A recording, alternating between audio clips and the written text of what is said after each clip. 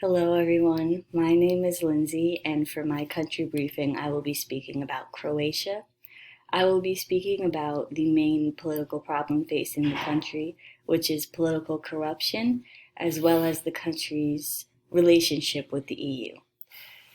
Croatia is a relatively young country. It is only 30 years old, having gained its independence in 1991, and it is also the newest member of the EU, having joined in 2013.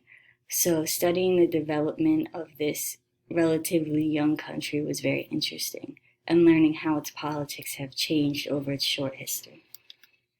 So, first, let's look at corruption by the numbers in Croatia. According to Transparency International, which is a organization that ranks countries based off of its public sector corruption, Croatia ranks 63rd in the world in terms of corruption, with 7% of its public sector employees having paid a bribe in the last 12 months. While this might not seem so bad on a global scale, it's important to note that Croatia is one of the worst countries when it comes to corruption in the EU, with only Romania, Hungary, and Bulgaria falling behind it on the Corruption Perceptions Index.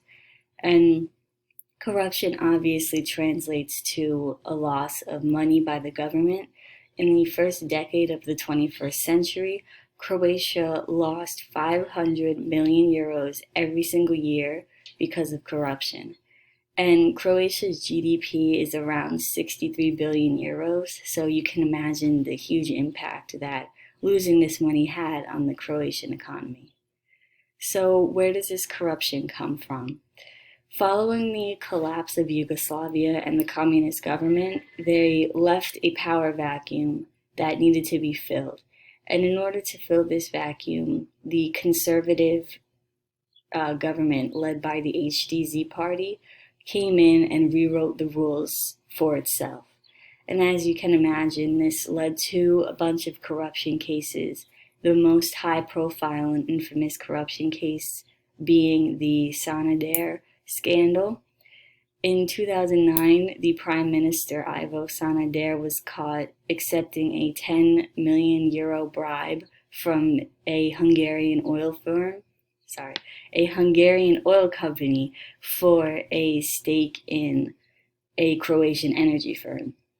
And even though this happened more than 10 years ago in 2009, Sanader was only tried for the smallest of his corruption charges and has yet to be tried at all for the major corruption charges that he was facing.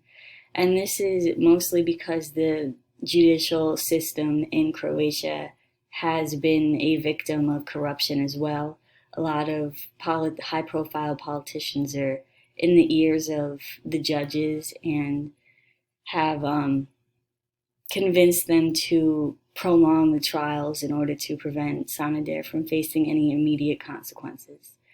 And when I was reading about this, it surprised me that corruption was allowed to exist because they had just joined the EU, and the EU has such a emphasis on democratic governance. But I learned that the institutions that had been established in Croatia to fight corruption had fallen into the hands of the HDZ. So obviously, they wouldn't root out corruption in their own party, and this resulted in a decrease in the fight of corruption since joining the EU.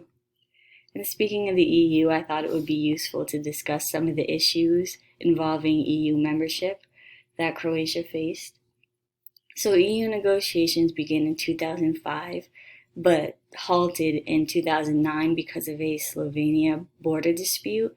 And the EU also had concerns in regards to the administrative and judicial branches of government in Croatia, as well as corruption.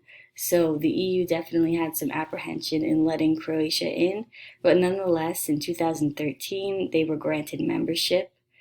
And they've only been in the EU for around 8 years now, so it is difficult to determine the long-term effects that this will have, the shortcomings and the benefits that Croatia has enjoyed because of the EU are difficult to determine. So it'll be interesting to see what happens next in this relationship. And that is my presentation on Croatia. Thank you all for listening.